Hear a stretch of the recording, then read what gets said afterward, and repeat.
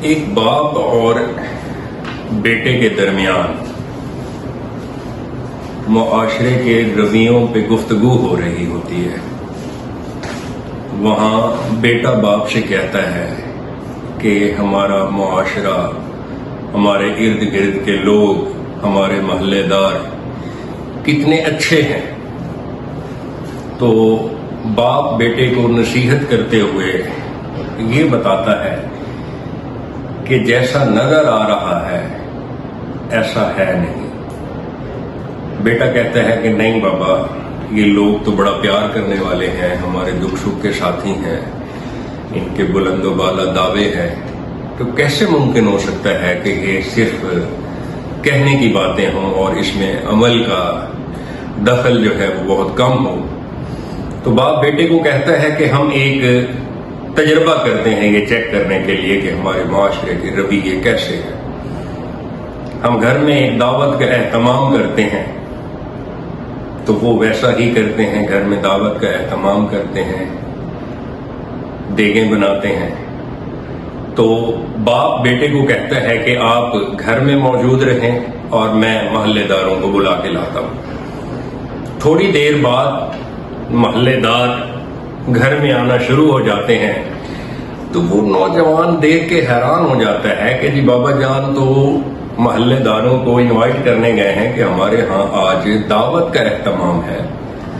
تو یہ جس حلیے میں آ رہے ہیں، کوئی بالٹی لا رہا ہے، کوئی پائپ لا رہا ہے، تو یہ جیسے حلیے میں آ رہے ہیں ایسے لگتا ہے کہ ایمرجنسی نافذ ہے. اور محلے کے نام دعوت تھی اور ہم نے کھانے کا اتنا اہتمام کیا ہوا ہے، یہ تو 2-4 لوگ آئے ہیں، باقی لوگ کہاں ہیں. تو اتنے میں والد بھی آ جاتے ہیں اور بیٹا والد سے پوچھتا ہے کہ بابا جان ہماری دعوت پہ باقی محلے دار نہیں آئے، اور یہ جو چند لوگ آئے ہیں یہ تو میری سمجھ سے بالاتر ہے، یہ کس حلیے میں یا کیسے آئے ہیں. تو بیٹے کو باپ یہاں نصیحت کرتے ہوئے وہی بات کرتا ہے کہ میں نے اصل میں باہر جا کے محلے میں یہ نہیں کہا کہ ہمارے ہاں آج دعوت کا اہتمام ہے. میں نے جا کے یہ کہا کہ ہمارے گھر آج آگ لگ گئی ہے اور ہمارے گھر سے یہ جو دھواں اٹھ رہا ہے تو ہمارے گھر کو آگ لگی ہوئی ہے، ہمیں بچانے کے لیے آپ لوگوں کی مدد درکار ہے. تو یہ پورے محلے سے چند لوگ ایسے ہیں جو ہماری مدد کو پہنچے.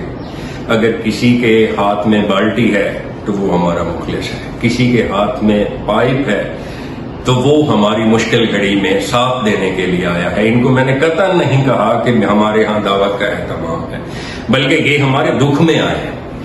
وہ بات جو میں پہلے آپ کو سمجھانے کی کوشش کر رہا تھا کہ جی کہنے کو تو یہ سارا محلہ ہمارا محلہ ہے اور سب لوگوں کا بڑا پیار محبت ہے، تو دکھنے میں لوگوں کے جو رویے ہیں اگر ہم انالیسس کریں تو ہمارا معاشرہ آج اسی تصویر اور اسی تصویر کی عکاسی کرتا ہے.